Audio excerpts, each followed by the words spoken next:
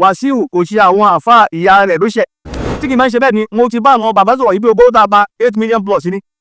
Nígbà tá a bẹ́ẹ̀ ta àwọn àfáà tó súnmọ́ àfáà ní àlákì wa bẹ́ẹ̀ ó jẹ́ 8 million plus. Mo sọ fún àwọn bàbá wáyé máa ń fi sọ 10 million gbogbo àfáà tó wá.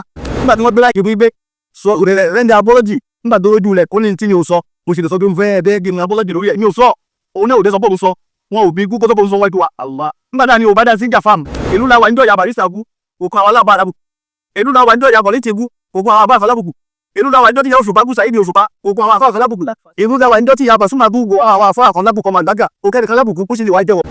Don't disappoint yourself, don't disgrace yourself, and don't finish yourself. Render apology.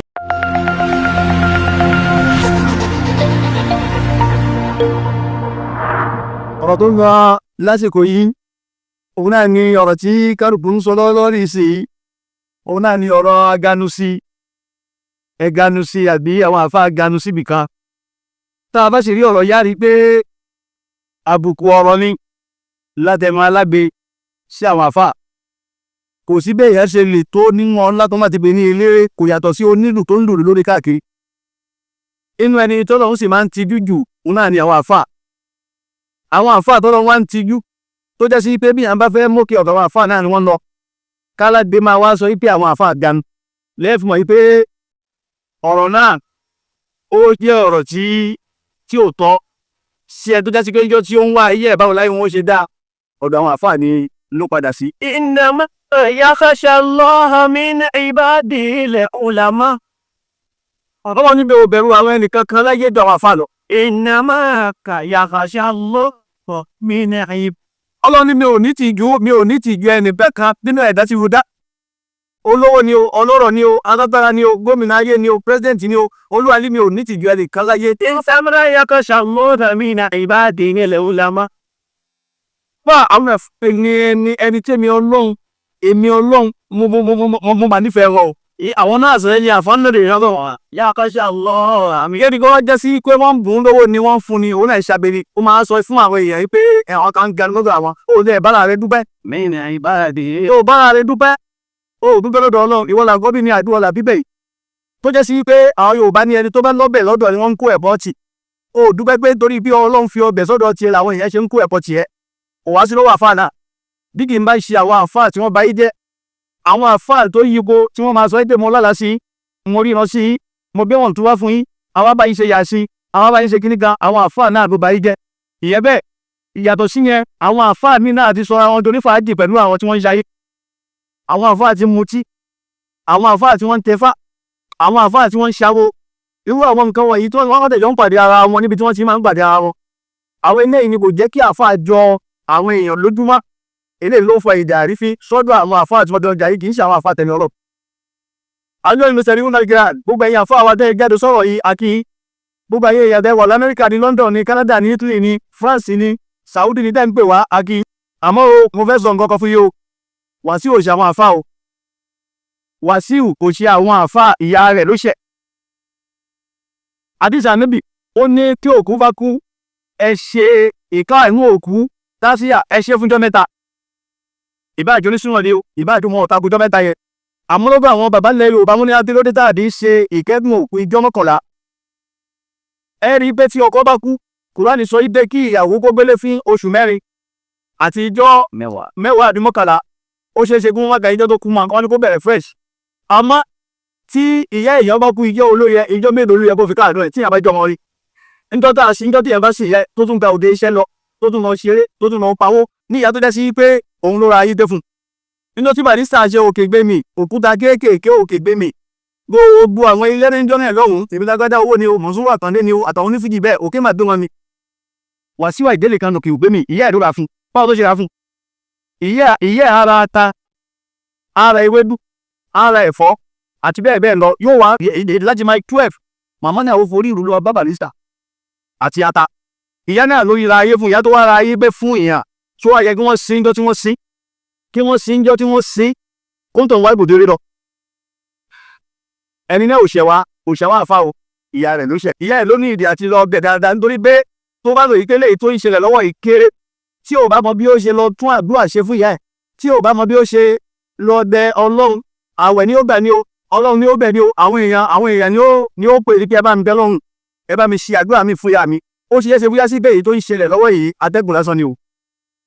Ayé ni Muslimuna kiran, àǹfààní alikibiri yahoo ni rọ́bì náà sì fa àtúbẹ̀. Wale ke buri etiki ko pi sifatun bihi Mashallah. mabsusatun fatajannabat ni abattaqi. Bàbá Gramani, àwọn èèyàn ń bèèrè gbégé ló mọ́ àfà lọ, ẹni orí fídíò náà o.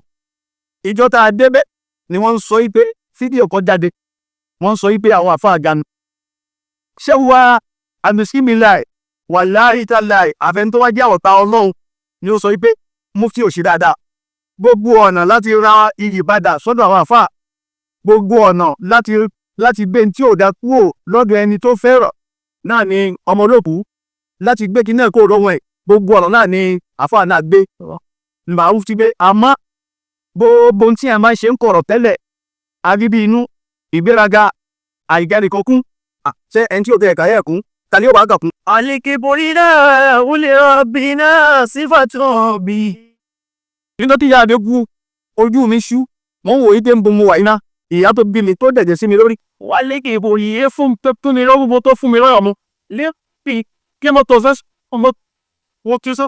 Ìyá bá wí. Fakasusatun ila Yoruba 200 years. Jannabat ni abattaqi. Ẹni tó fi mú ànábì ṣe òun kí ń jọ́ tọ́wọ́ ẹ̀ Wasallam. ńjọ́ tí ọmọ ànábì kú tí káwàrà fi di méje. Lẹ́ẹ̀fi mọ̀ ìgbé ńjọ́ tí ọ̀fọ̀ bá ṣẹ̀yà tí nǹkan bá ṣe èèyàn kí àwọn tó máa pò ń bá ẹni iṣẹ́ lọ. Ogun Wale ke buri ya ẹ̀dọ̀ abọ́gbàmánì ní àríyànà ìlú làwà ńjọ́ ìyá barista kú, òkun àwọn aláàfáà lápù. Ìlú làwà ńjọ́ ìyá kọ̀lé ti kú, òkun àwọn àfáà kan lábùkù. Ìlú làwà ńjọ́ tí ìyá òṣùpá kú Sàídì òṣùpá, òkun àwọn àfáà kan lábùkù. Ìlú làwà ńjọ́ tí ìyá Bàsúmà bú òkun àwọn àfáà kan lábùkù ọmọ àbáríkà, kò kẹ́rì kan lábùkù ó sì lè wá jẹ́wọ́. Ìwọ náà lẹ́ni ìwọ náà lọ́la, ìbá dáa kó o padà sọ́dọ̀ Ọlọ́run, ìbá dáa kó o fayé lẹ̀ bó máa ilé Ọlọ́run. Nítorí pé obìnrin tó wá ti wá ayé láwàádù, gbogbo nǹkan ni ó máa kéré lójú ẹ̀. Ìbá má jẹ́ bẹ́ẹ̀ nínú ìṣesí àti ìwà náà. President Nàìjíríà ń bá ẹ sọ̀rọ̀ ń kí ẹ nítorí àdójú sí mẹ́lá yìí, ó wá ń lówó fún. Ìyẹn náà èkíni kẹ́tí ń kún boni káàkiri ẹbọ.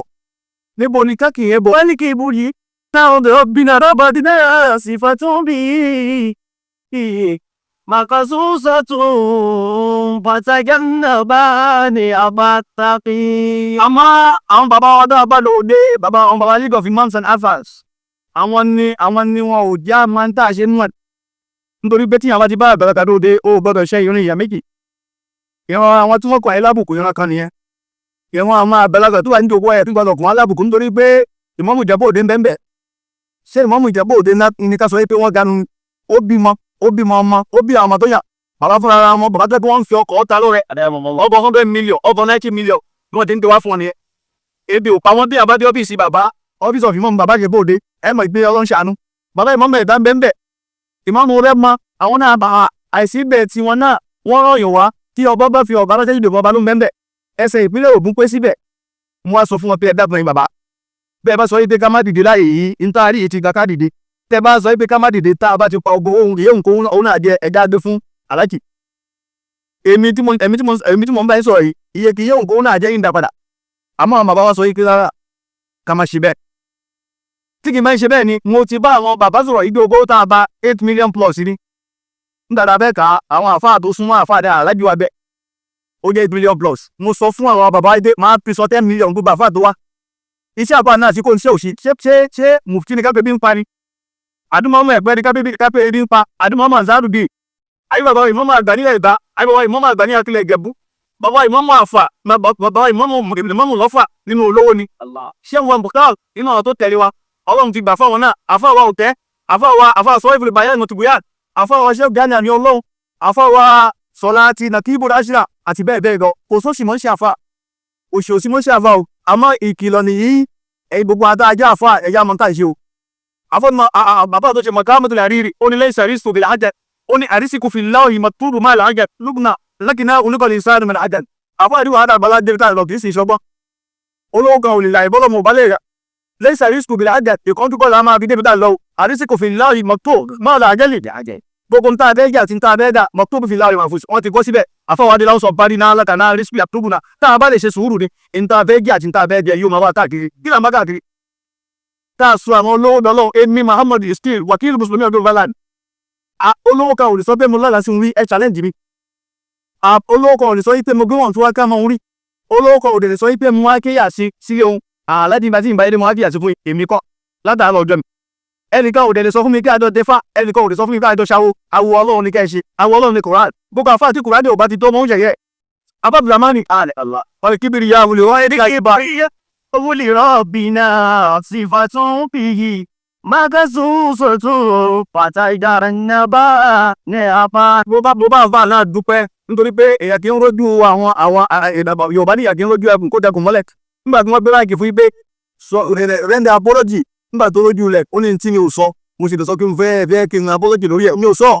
òun náà ò dé sọ pé òun sọ wọn ò bí kú kó tó bọ̀ òun sọ wájú wa Allah nígbà tí a ní òbádà jíjà fáàmù àmọ́ ó ti bẹ̀rù àwọn bàbá tó kó ní mi ò sọ bẹ́ẹ̀ ó ṣe lágídí tó ó ní mi ò sọ bẹ́ẹ̀ ó ní tí mi ò sọ àìsí wá sọ pé kí n render apology torí ẹ̀ kò ṣe àwa ìyá ìrọ́jà o àmọ́ aládìbò fẹ́ gbà ẹ́ nímọ̀ràn don't disappoint yourself don't disgrace yourself and don't finish yourself. Render apology. Wassalamu alaikum warahmatullahi wabarakatuh.